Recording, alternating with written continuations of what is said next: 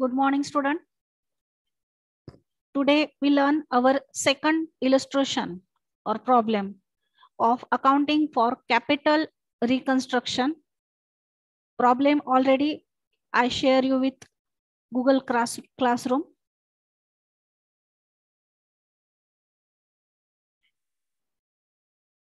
आधी आपण प्रॉब्लेम समजावून घेऊ, त्यानंतर सोल्युशनला सुरुवात करू.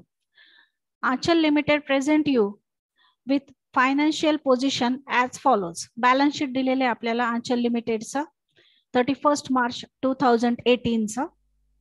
त्यामध्ये दोन प्रकारचं कॅपिटल आहे. Equity share capital 6 lakh rupees आहे. 6000 equity share of 100 each fully paid. Fully paid हा शब्द फार महत्वाचा आहे. Then 4000 7% preference share of 100 each fully paid. Preference share पण फुल्ली पेड आहे आणि इक्विटी शेअर पण फुल्ली पेड आहे. त्यानंतर प्रॉफिट प्रायर टू इनकॉर्पोरेशन नावाचा आयटम आलेला आहे. प्रॉफिट प्रायर टू इनकॉर्पोरेशन तुम्ही SY ला असताना शिकलेला आहात. प्रायर टू इनकॉर्पोरेशन म्हणजे हा कॅपिटल प्रॉफिट असतो, त्याचंच नाव प्रॉफिट प्रायर टू इनकॉर्पोरेशन दिलेलं आहे. 10,000. त्यानंतर 6% डिबेंचर्स आहेत 2,50,000 and sundry creditors 2 lakh. Asset साइडला गुडविल 70,000. गुडविल इनटँजिबल ऍसेट आहे. इंटरनल रिकन्स्ट्रक्शन मध्ये आपण इनटँजिबल ऍसेट आणि फिक्टिशियस अमाऊंट काढून टाकतो, त्यामुळे गुडविल आपल्याला काढून टाकावं लागेल, राईट ऑफ करावं लागेल. त्यानंतर फिक्स ऍसेट मध्ये बिल्डिंग आहे 2,50,000, मशिनरी 1,50,000, पेटेंट आहेत 1,80,000, स्टॉक 2,80,000, डेटर्स 1,80,000, कॅश 50,000 आणि पुन्हा दोन फिक्टिशियस ऍसेट्स आलेले आहेत. त्यामध्ये preliminary expenses 25,000 and profit and loss account 2,75,000. आता ऍडजस्टमेंट्स पाहूयात. First adjustment 7% preference share to be converted into 8% preference share, the amount being reduced by 30%. Adjustment काय सांगते की 7% प्रेफरन्स शेअर जे आहेत ते कन्वर्ट करायचेत. कशामध्ये? 8% प्रेफरन्स शेअर मध्ये. म्हणजे 7% जो डिव्हिडंडचा रेट होता तो आता चेंज झालाय रिकन्स्ट्रक्शन मध्ये, आणि तो आता किती द्यायचा आहे? डिव्हिडंड आपल्याला 8% द्यायचा आहे. कालचा जो आपण प्रॉब्लेम पाहिला तर त्यामध्ये डिव्हिडंडचा रेट चेंज झालेला नव्हता, परंतु आजच्या प्रॉब्लेम मध्ये मात्र प्रेफरन्स शेअरचा जो डिव्हिडंडचा रेट होता 7%, तो आता किती होणार आहे? 8% होणार आहे. आणि कॅपिटल कितीने रिड्यूस करायचं? 30% ने रिड्यूस करायचं. बॅलन्स शीट पाहू आपण. बघा, बॅलन्स शीटला प्रेफरन्स शेअर कॅपिटल आहे 4 लाख.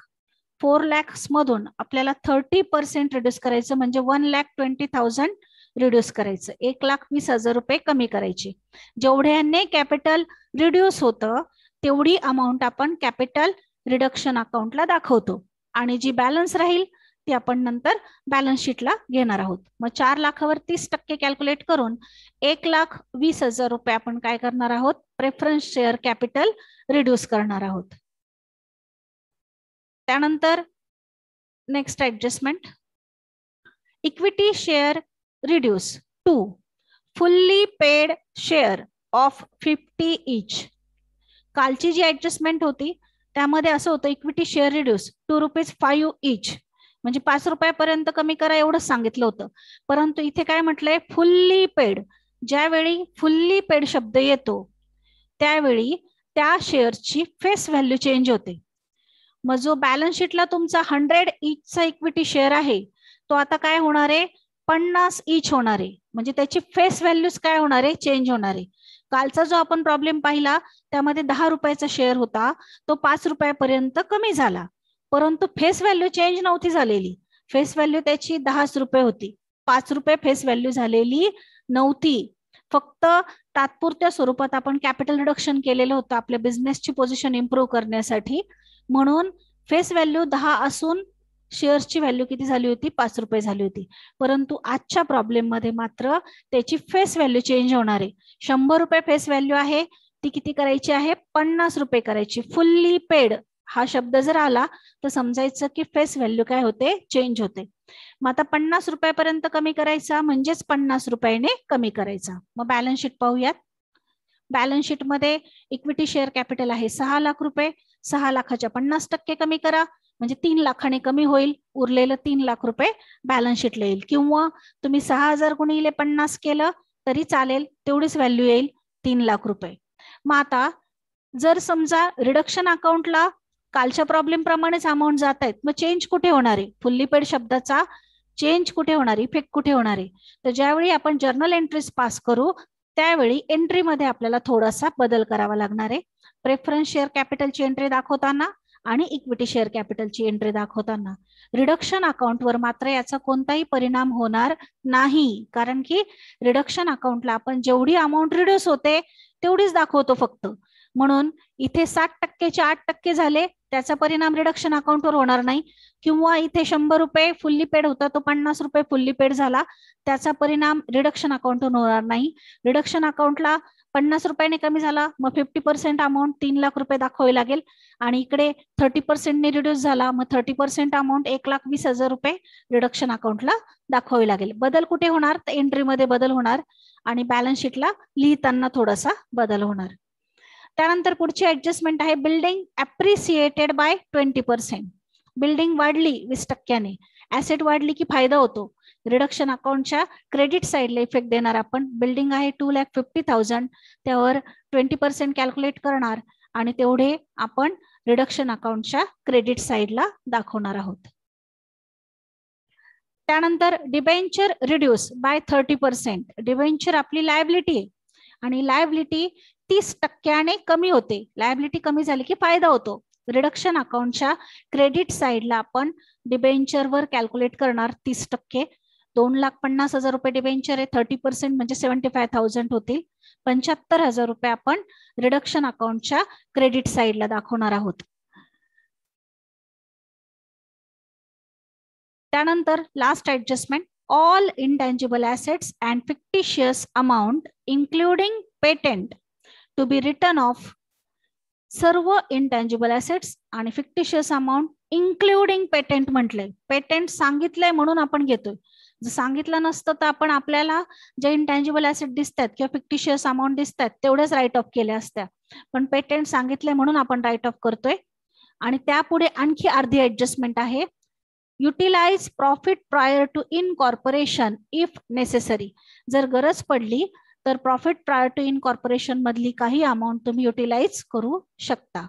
मग आधी आपण इनटँजिबल ऍसेट्स आणि फिक्टिशियस अमाऊंट कोणत्या आहेत त्या बघूयात.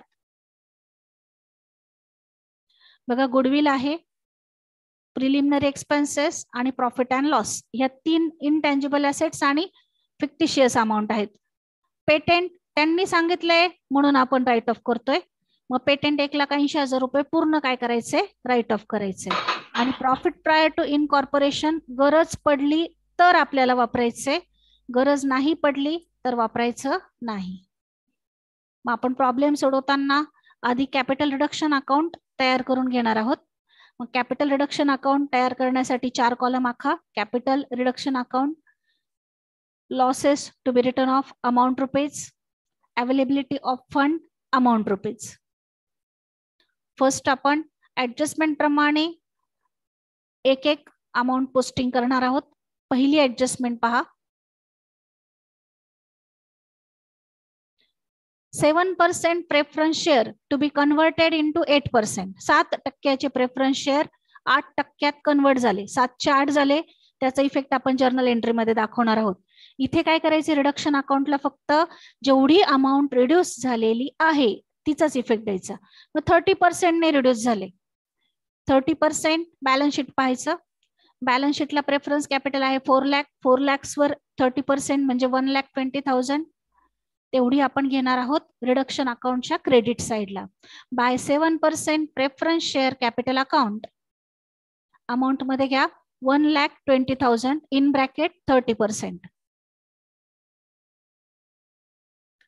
Then second adjustment, equity share to be reduce to fully paid share of 50 each. Fully paid शब्दाचा जो इफेक्ट आहे तो जर्नल एंट्री मध्ये येणार आहे आता सध्या फक्त 50 रुपयापर्यंत कमी झालाय, म्हणजे 50 ने कमी झाला. बॅलन्स शीट बघा, बॅलन्स शीटला 6 लाख रुपीज कॅपिटल आहे इक्विटी, त्यातलं 50% कमी करायचं म्हणजे 3 लाख. 3 लाख रुपये आपण रिडक्शन अकाउंटला घेणार आहोत.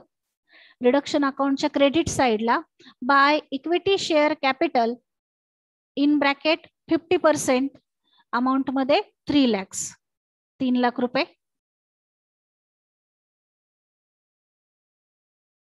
त्यानंतर next adjustment, building appreciated by 20%. Building 20% वाढली.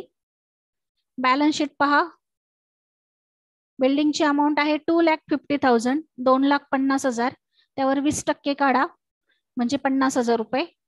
रिडक्शन अकाउंटच्या क्रेडिट साइडला घ्या, बाय बिल्डिंग कंसात आपल्या माहितीसाठी 20%, अमाऊंट मध्ये 50,000, 50,000. सर्व फायदाच होतोय आपल्याला, कारण कॅपिटल क्रेडिट कमी झालं आणि बिल्डिंग वाढली, ऍसेट वाढली आणि लायबिलिटी कमी झाली की फायदा होतो.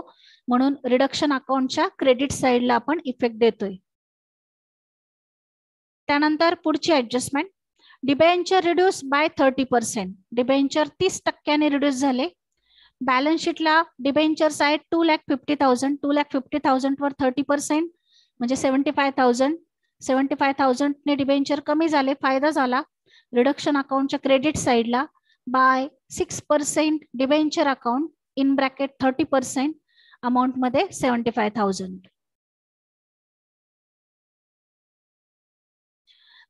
Then intangible assets and patent write off करायला सांगितलंय. बॅलन्स शीट प्रमाणे आपण intangible assets goodwill 70,000, preliminary expenses 25,000 आणि प्रॉफिट अँड लॉस 2,75,000 अशा 3 आणि प्लस पेटेंट 1,80,000 अशा 4 ॲसेट्स आपण राईट ऑफ करतोय. गुडविल डेबिट साइडला घ्या, to goodwill 70,000, to preliminary expenses 25,000, to profit and loss account 2,75,000 आणि टू पेटेंट अकाउंट 1,80,000.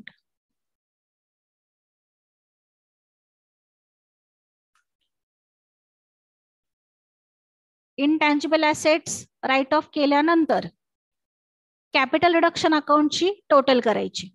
टोटल करताना कालच्या प्रॉब्लेम मध्ये क्रेडिट साइड मोठी आली होती, म्हणून आपण जो डिफरन्स होता, फरक होता, तो डेबिटला दाखवला होता कॅपिटल रिझर्व्ह म्हणून. परंतु आजच्या प्रॉब्लेम मध्ये डेबिट साइड मोठी येते, म्हणून जो फरक येईल तो आपल्याला प्रॉफिट प्रायर टू इनकॉर्पोरेशनला दाखवायचा आहे. का दाखवायचा आहे तर ऍडजस्टमेंट सांगितलेली तशी. बघा ऍडजस्टमेंट आहे इथे बघा, patent to be return of utilize profit prior to incorporation if necessary. गरज पडली तर profit prior to incorporation utilize करा सांगितलंय, वापरा सांगितलंय. म्हणून आपण जो फरक येतोय तो फरक टाकणार आहोत प्रॉफिट प्रायर टू इनकॉर्पोरेशनला. मग डेबिट साइडची टोटल येते 5,50,000, 5,50,000 आणि क्रेडिट साइडची टोटल येते 5,45,000. मग दोन्हींमधला जो फरक आहे तो फरक येतोय 5,000 रुपये. तो आपण टाकला प्रॉफिट प्रायर टू इनकॉर्पोरेशनला. By profit prior to incorporation कंसात बॅलन्सिंग फिगर अमाऊंट मध्ये घ्या 5,000 रुपये.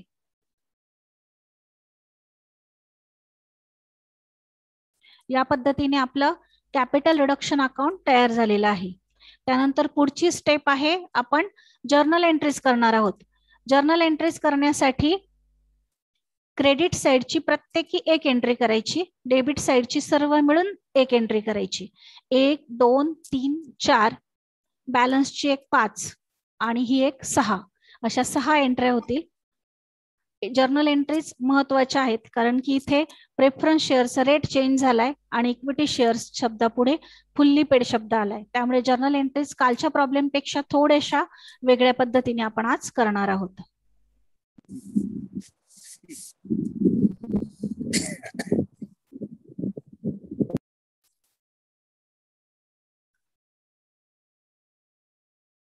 जर्नल एंट्रीज घ्या.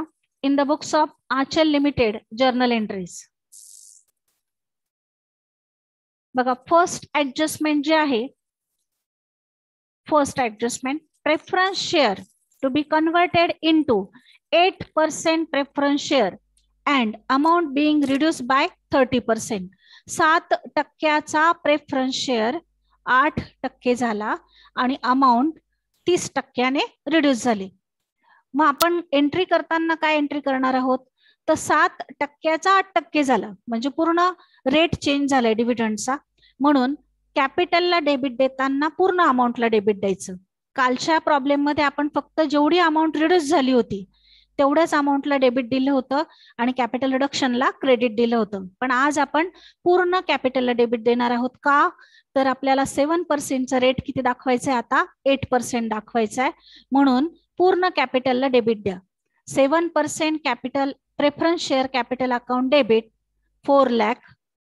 2 कॅपिटल रिडक्शन अकाउंट 1,20,000. जेवढी अमाऊंट आपण रिडक्शन अकाउंटला पोस्टिंग केलेली आहे तेवढी अमाऊंट आपण इथे दाखवतोय 1,20,000 रिडक्शनला. 2 8% प्रेफरन्स शेअर कॅपिटल अकाउंट. 7चा 8 झालाय म्हणून राहिलेली अमाऊंट दाखवताना 8% लिहायचं. 2 8% preference share capital account.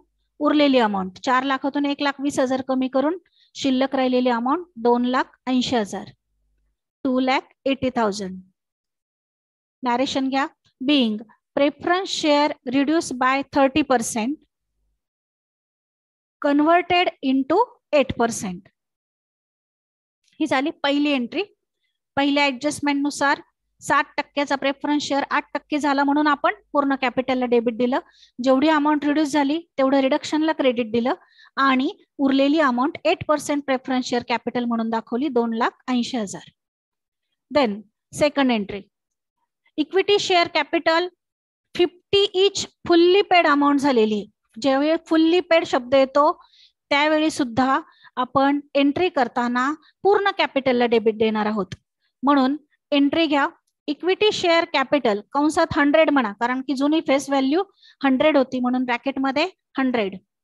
Equity share capital account debit 6 lakh. पूर्ण कॅपिटलला डेबिट दिले आपण. 2 कॅपिटल रिडक्शन अकाउंट. जेवढी अमाऊंट रिडक्शनला टाकलेली आहे तेवढी अमाऊंट आपण रिडक्शनला दाखवणार आहोत. रिडक्शनला 3 लाख रुपये टाकले. 2 capital reduction account 3 lakh. 2 equity share capital कंसात 50 लिहिलंय कारण की नवीन फेस व्हॅल्यू किती आहे 50 आहे म्हणून कंसात 50 लिहा. रुपीजचं चिन्ह केलं तरी चालेल. 2 इक्विटी शेअर कॅपिटल कंसात 50 अकाउंट 3 लाख. 6 लाखातून 3 लाख वजा करून शिल्लक राहिलेले 3 लाख. नॅरेशन लिहा. Being equity share capital reduce by 50 each. पुढे फुल्ली पेड लिहिलं तरी चालेल. Being equity share capital reduce by 50 each fully paid. या दोन ज्या एंट्र्या होत्या त्या महत्वाच्या होत्या कारण की कालपेक्षा ह्या थोड्याशा वेगळ्या होत्या. त्यानंतर पुढे बिल्डिंग अप्रिसिएट झालेली आहे 50,000 त्याची एंट्री करणार आहोत आपण. बिल्डिंग वाढली. बिल्डिंगला debit. Building account debit 50,000 to capital reduction account 50,000. being building appreciated by 20%. Then debentures reduce झाले 30% नी. अमाऊंट आहे 75,000. ती एंट्री करणार आहोत. 6% debenture account debit 75,000 to capital reduction account 75,000. being debenture reduced by 30% or 6% debenture reduced by 30%.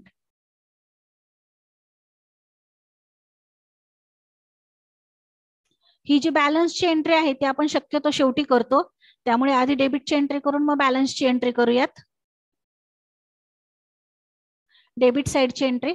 Capital reduction account debit 5,50,000 to goodwill account 70,000 to preliminary expenses account 25,000 to profit and loss account 2,75,000 and to patent account 1,80,000. डेबिट साइडची entry केली आपण. Narration घ्या. being intangible assets written off. being intangible assets written off. आता last जी balance होता त्या बॅलन्सची एंट्री करूया. Profit prior to incorporation account debit 5,000 to capital reduction account 5,000. being profit prior to incorporation utilize. लास्टला जो बॅलन्स होता 5,000चा त्याची एंट्री केली आपण. रिडक्शनला क्रेडिट आहे म्हणून प्रॉफिट प्रायरला डेबिट दिलेला आहे. अशा 6 एंट्र्या झालेल्या आहेत. आता थर्ड स्टेप बॅलन्स शीट तयार करायचं. बॅलन्स शीट तयार करताना तुमच्या प्रॉब्लेमचं बॅलन्स शीट समोर ठेवायचं. ज्या ज्या अमाऊंट रिड्यूस झाल्यात किंवा ज्या ज्या अमाऊंट मध्ये चेंजेस झालेले आहेत त्या अमाऊंट इथे चेंज करून घ्यायच्या. मग प्रॉब्लेमचं बॅलन्स शीट पहा. फर्स्ट आहे issued and subscribe capital liability साइडला 6,000 equity share of 100 each fully paid. तर ते आता 50 इच झालेले आहेत फुल्ली पेड.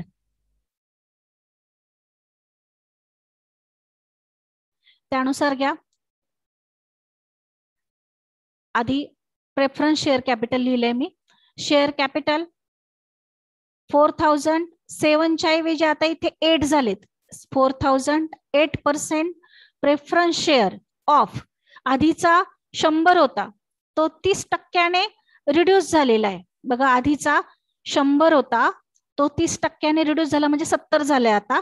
आणि इथे 708 झालेले आहेत म्हणून 8 घेतलेत 8%.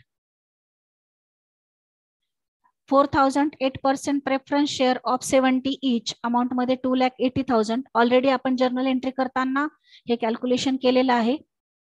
त्यानंतर 6,000 equity share of 50 each fully paid. Entry करताना कॅल्क्युलेशन केले आपण 3 लाख रुपये.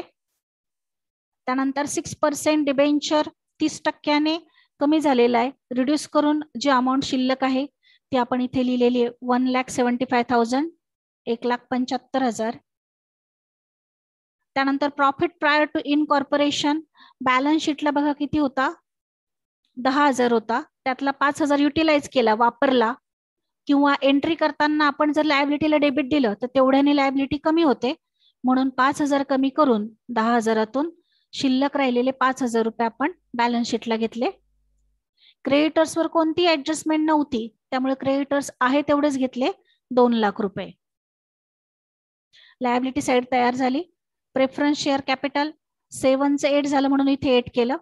100 रुपयाचा शेअर होता तो 70 झाला 30% कमी करून. इक्विटी शेअर कॅपिटल 100चा शेअर 50 रुपये फुल्ली पेड झालेला आहे. डिबेंचर्स 30% कमी केले आणि उरलेली अमाऊंट घेतली. प्रॉफिट प्रायर टू इनकॉर्पोरेशन मधले 5,000 रुपये युटिलाइज झाले म्हणून शिल्लक राहिलेले 5,000 घेतले आणि क्रेडिटर्स मात्र त्यावर कोणतीही ऍडजस्टमेंट नाही म्हणून आहे तसेच घेतले. आता ऍसेट साइड. ऍसेट साइडला बिल्डिंगवर ऍडजस्टमेंट होती. 2,50,000ची बिल्डिंग होती 50,000 वाढली त्यामुळे 3 लाख रुपये घ्यायची. बाकीच्या ज्या ऍसेट्स आहेत मशिनरी स्टॉक डेटर्स आणि कॅश त्यावर कोणतीही ऍडजस्टमेंट नव्हती त्यामुळे त्या आहे तशाच घ्यायच्या. गुडविल पेटेंट प्रिलिमिनरी एक्सपेन्सेस आणि प्रॉफिट अँड लॉस काढून टाकलेत आपण राईट ऑफ केले त्यामुळे ते घ्यायचे नाही. मग बॅलन्स शीटला बिल्डिंग 3 लाख येईल. स्टॉक 2,80,000 डेटर्स 1,80,000 आणि कॅश 50,000. ऍसेट साइड घ्या. Building 3 lakh machinery 1,50,000 stock 2,80,000 cash 50,000 आणि डेटर्स 1,80,000 आणि टॅली करा. 9,60,000 ला प्रॉब्लेम टॅली होतोय. अकाउंटिंग फॉर कॅपिटल रिकन्स्ट्रक्शन चा प्रॉब्लेम सेकंड प्रॉब्लेम हा 3 स्टेप मध्ये इथे कंप्लीट झालेला आहे. फर्स्ट स्टेप मध्ये आपण कॅपिटल रिडक्शन अकाउंट कॅल्क्युलेट केलं. देन सेकंड स्टेप मध्ये आपण जर्नल एंट्रीज केल्या.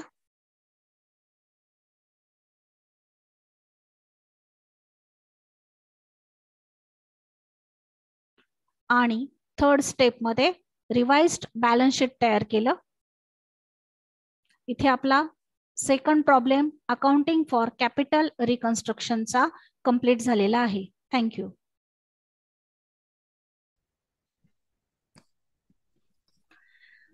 इंटरनल रिकन्स्ट्रक्शन मध्ये हॉरिझॉन्टल फॉर्म मध्ये जे बॅलन्स शीट आहे ते आपण आत्ताच पाहिले, परंतु नवीन रूल नुसार जे बॅलन्स शीट आहे ते व्हर्टिकल फॉर्म मध्ये तयार करायला हवं, म्हणून आपण व्हर्टिकल फॉर्म मधलं बॅलन्स शीट देखील पाहणार आहोत. तर व्हर्टिकल फॉर्म मध्ये बॅलन्स शीट तयार करत असताना आपण जे आत्ता बॅलन्स शीट तयार केलेलं आहे तुम्ही त्यावरूनही करू शकता, परंतु डबल काम नको म्हणून आपण डायरेक्ट जे प्रॉब्लेमचं बॅलन्स शीट आहे तर त्यावरून व्हर्टिकल फॉर्म मधलं बॅलन्स शीट तयार करूया. तर बघा, प्रॉब्लेम मध्ये ज्या आपल्याला ऍडजस्टमेंट दिलेल्या होत्या त्यानुसार आपण हे हॉरिझॉन्टल फॉर्म मध्ये बॅलन्स शीट तयार केलेलं आहेच आहे. तर इथे कॅपिटल आहे, डिबेंचर्स आहेत, प्रॉफिट प्रायर टू इनकॉर्पोरेशन आणि सन्ड्री क्रेडिटर्स. म्हणजे लायबिलिटी साईडला शेअर कॅपिटल येईल, त्यानंतर रिझर्व्ह अँड सरप्लस येईल. डिबेंचर्स हे नॉन करंट लायबिलिटीज मध्ये मोडतात म्हणून नॉन करंट लायबिलिटीजचे एक हेडिंग येईल, आणि सन्ड्री क्रेडिटर्स हे करंट लायबिलिटीज आहेत म्हणून करंट लायबिलिटीचे एक हेडिंग येईल. ऍसेट साईडला मात्र दोनच हेडिंग येतील, नॉन करंट ऍसेट आणि करंट ऍसेट. त्याप्रमाणे आपण व्हर्टिकल फॉर्म मध्ये बॅलन्स शीट तयार करतोय. मग व्हर्टिकल फॉर्म मध्ये बॅलन्स शीट तयार करताना या पद्धतीने बॅलन्स शीट आखायचं. वरती नाव द्या revise balance sheet as on 31 March 2018. Column करताना पर्टिक्युलर अमाऊंट रुपीज हा इनर कॉलम आहे, हा आउटर कॉलम आहे. फर्स्ट हेडिंग आपण लायबिलिटी पासून सुरुवात करतो. मग इक्विटी अँड लायबिलिटी असं हेडिंग द्यायचं. त्यामध्ये एक आकडा घ्यायचा शेअर होल्डर्स फंड आणि त्यामध्ये घ्यायचं शेअर कॅपिटल. आता इथे दोन प्रकारचं कॅपिटल आहे, प्रेफरन्स शेअर कॅपिटल आणि इक्विटी शेअर कॅपिटल. ऑलरेडी आपण ह्या प्रॉब्लेम मध्ये हॉरिझॉन्टल बॅलन्स शीट तयार केलेले, त्यावरूनच व्हर्टिकल बॅलन्स शीट तयार करतोय. परंतु जर आपण ते तयार केलेलं नसतं तर तुमचा प्रॉब्लेम जो आहे तो पाहून आपण त्यानुसार हे बॅलन्स शीट तयार केलं असतं. मग बघा, प्रॉब्लेम मध्ये तुम्हाला इक्विटी शेअर 100चा एक होता, प्रेफरन्स शेअर 100चा एक होता, आणि त्यामध्ये ऍडजस्टमेंट मध्ये तो रिड्यूस झालेला आहे. रिड्यूस कितीने झालाय तर प्रेफरन्स शेअर 7.8% झाला, 30%ने रिड्यूस झाला, आणि इक्विटी शेअर 50 रुपयाने रिड्यूस झाला. मग त्याप्रमाणे आपण जे बॅलन्स शीट आहे त्याला इफेक्ट देताना 4,008% प्रेफरन्स शेअर ऑफ 70 इच 30 रुपयाने कमी करून 2,80,000 2,80,000. 6,000 equity share of 50 each fully paid amount मध्ये 3 लाख, दोन्हींची बेरीज आउटर कॉलमला 5,80,000. त्यानंतर second heading the reserve and surplus, आणि जो प्रॉफिट प्रायर टू इनकॉर्पोरेशन आहे तो आपण युटिलाइज केलेला आहे. उरलेला जो बॅलन्स आहे प्रॉफिट प्रायर टू इनकॉर्पोरेशनचा, बघा इथे 10,000 होता आणि रिडक्शन अकाउंट काढल्यानंतर आपण प्रॉफिट प्रायर टू इनकॉर्पोरेशन त्यातला 5,000 युटिलाइज केला म्हणजे वापरला. मग शिल्लक राहिलेला 5,000 रुपये जो आहे तो आपण रिझर्व्ह अँड सरप्लसच्या हेडिंगच्या अंडर घेणार आहोत. मग रिझर्व्ह अँड सरप्लसच्या अंडर घ्या प्रॉफिट प्रायर टू इनकॉर्पोरेशन 5,000. त्यानंतर नॉन करंट लायबिलिटीचे हेडिंग द्यायचं, डिबेंचर आहे म्हणून. जर डिबेंचर नसतील प्रॉब्लेम मध्ये तर नॉन करंट लायबिलिटीचे हेडिंग देण्याची गरज नाहीये. मग डिबेंचर्स घ्या 6% डिबेंचर. बॅलन्स शीटला बघा किती होते 6% डिबेंचर 2,50,000 होते, आणि ऍडजस्टमेंट मध्ये त्यावर ऍडजस्टमेंट होती, किती रिड्यूस झाले 30%ने. तेवढी अमाऊंट आपण रिडक्शन अकाउंटच्या क्रेडिट साईडला दाखवलेली आहे, ती वजा करून म्हणजे 75,000 वजा करून शिल्लक राहिलेली अमाऊंट आपण बॅलन्स शीटला घेतोय 1,75,000 रुपये. 6% डिबेंचर 1,75,000, आणि सन्ड्री क्रेडिटर्स वर कोणतीही ऍडजस्टमेंट नव्हती. मग तिसरे हेडिंग घ्या करंट लायबिलिटीज आणि त्याच्या अंडर घ्या सन्ड्री क्रेडिटर्स अमाऊंट मध्ये 2 लाख. आता लायबिलिटी साईडची बेरीज करा, बेरीज आलेली आहे 9,60,000.